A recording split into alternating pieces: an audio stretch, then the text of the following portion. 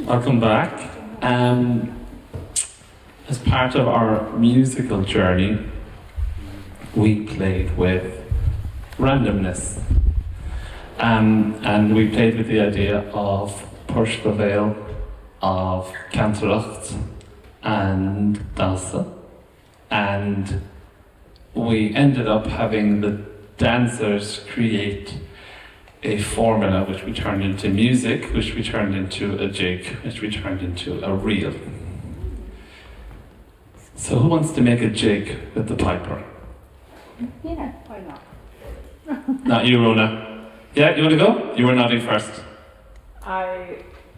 Sold. Go. Switch.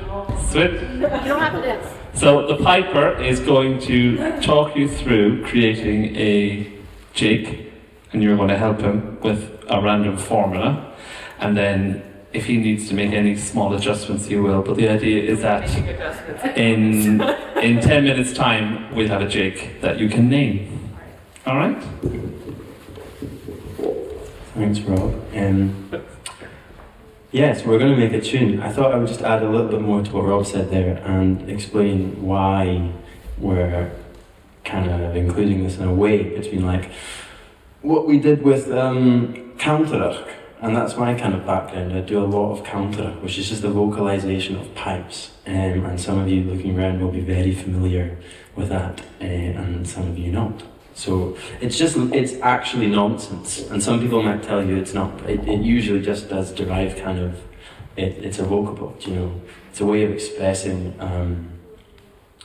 music without actually playing the bagpipes. And I think politically it was kind of around the fact that like playing was discouraged, and in fact for step dancing and things like that, that's where Cantarach came into its own, where like you couldn't play the pipes in the croft house, but you could certainly sing and imitate the pipes.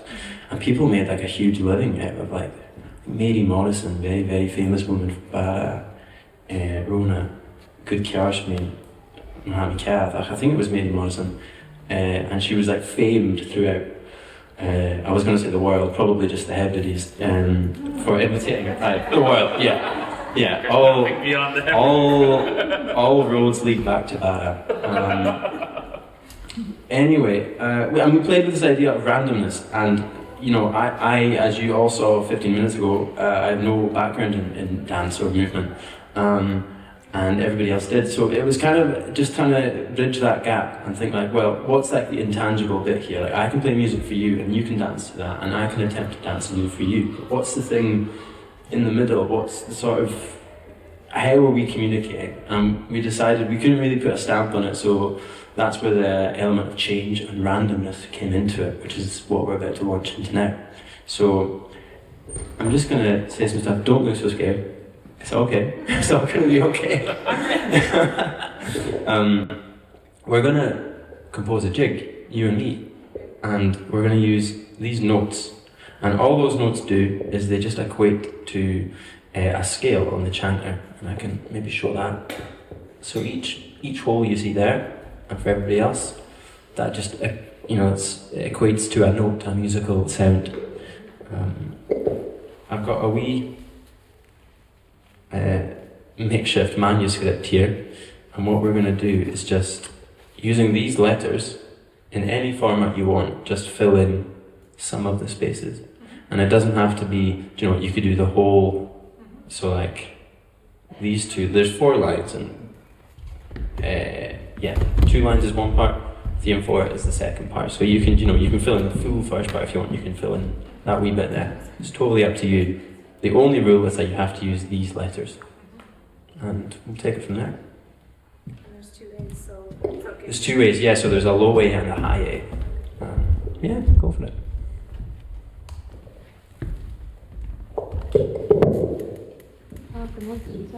Cue elevator music.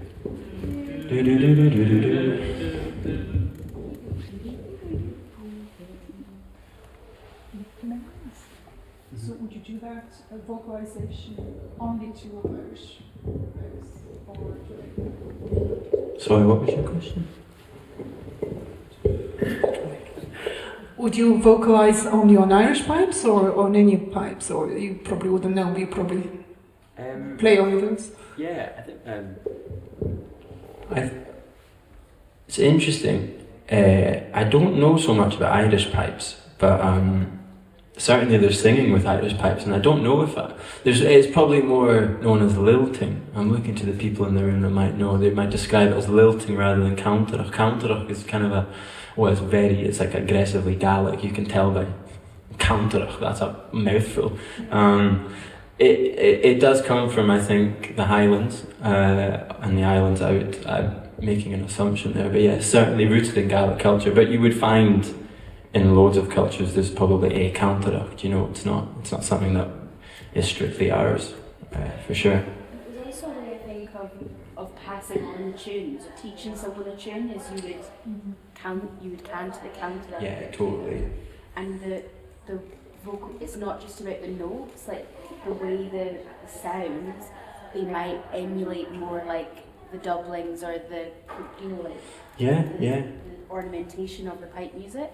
That's the way I was taught back in the Heredism from North Uist, and I had two pipe tutors. One was called Norman MacLean, who was like this Gaelic entertainer and all-round bandit in his day, and then and then the other one was Ian MacDonald and Alan MacDonald, who were both part of a trio of very, very famous piping brothers. And I wasn't really allowed to, with Norman anyway, I wasn't allowed to actually play the pipes hardly. I would have to sing. You'd have to use counterach, and if you got it right at the end, then you could play the tune. So there's some weeks I'd bring the pipes and I wouldn't play a note for like a couple of weeks on end.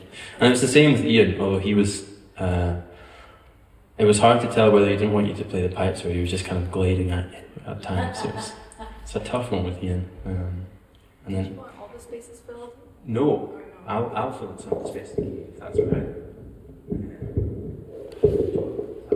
Fill each stage, nice. And is counterach for one person, or can more than one person do counterach? It's for everybody, yeah. Like It's a form of teaching. yeah, it's a tool. Like I think traditionally it would have been a tool. Now you see people performing in it as well. Yeah, no, because back home, lilting, you can do with more than one person on the same tune. Oh yeah. You lilt as a pair or a Yeah. trio. You can. It wouldn't be as formal as that, I don't think. But like certainly you could like, I don't know, have a few tunes in the house and people would just start using some counterach alongside, you know. It's not formal at all. And I think like 300 or so years ago, when all the kind of standardisation started to creep into Scottish piping, and through like militarisation and things like that, it became like, I think it's the Campbell counterach and the Gesto counterach, which they just like made an alphabet out of it, which is totally, I'm not kind of dissing those guys, it's totally legit, but it's just like not the only form, you know. And It's controversial, it's controversial, yeah. but that's good. Yeah, I think, well, it's just kind of, I don't know, I've never seen it as like so controversial as just being like different forms of like, well, we know that was, people just used it, you know, as like, you could do a wee bit of like, you know, dahi and botarahi, yaharohi, hararach, dahi and boharati, di and tarahi, handarahi, arampaharoha. Now, if like in a Campbell counterach or a Gesto counterach, if I went like, Te haron tororo or te haron tarata, that would be like wrong. But you know what I'm like, the pitch of the note doesn't change, so like I kind of get into a world of like, what are we talking about? 'Cause, like it's, you know, the vocal well isn't so important as the tune, I guess. Thank you very much. I'm just going to fill in the blanks here and then we'll get going. While he does that, I feel like I just want to share in Irish step dancing how I grew up. My teacher said, if you can't say it, then you can't do it. So in the sense of St. Patrick's Day, let's just go with that. Shuffle, 1 shuffle, 2 shuffle, 3 shuffle, 4 shuffle, hop, step, with, hop, step. So I'm humming the tune, but I'm also saying what my feet are doing. So it's quite similar of a oral tradition there. Yeah. I thought I'd fill the time up, but he's taking much longer. That's why I was taught. So when I was little and we did the Highland dancing, so that was my bag and my family are all pipers. So when I was practicing, particularly if the pipes needed tuned, or the bag was being prepped, which took an age, probably doesn't take so long now. My father or my auntie or my grandfather would canter up tune for me to practice my dance for the games. So quite often the sword dance, I'm more familiar with the canter up of the sword dance than I would be a different tune for the sword dance. But it's a sort of dying art. Okay. If you don't document it, it never really happens, right? I hope it, yeah. So this is straight off the press. So you've had your one. I've not changed a lot. You've stuck to quite a good structure. I've taken out a couple notes and replaced. Wait, you're not a musician, are you? Okay. That sounds pretty good. Totally defeat the purpose. No. Is there a name of the tune yet? What's your name? Alicia. Alicia's. There you go.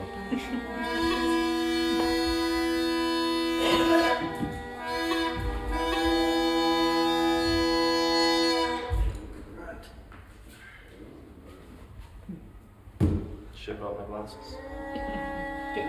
No, yeah. That's not going to be the issue here.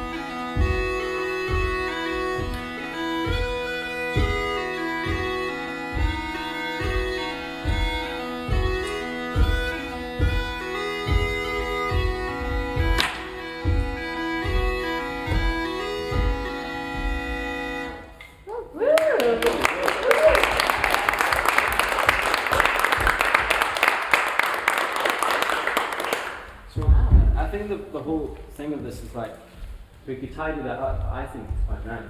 And there's like some notes there I couldn't kind of like that C sharp there. I was like, I don't know how that's going to fit in, so I used another note. But like 80% of that is what we've just written.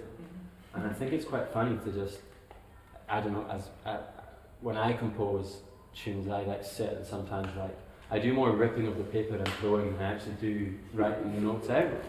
And like, I think this is a cool medium to be like, are you a musician?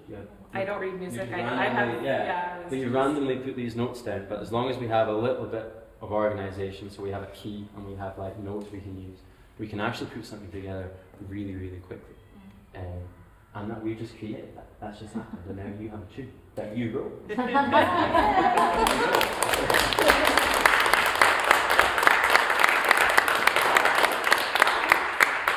Very good. Thanks, Fionnlagh. So we're going to do our last moving of the chairs, I promise. So the guys.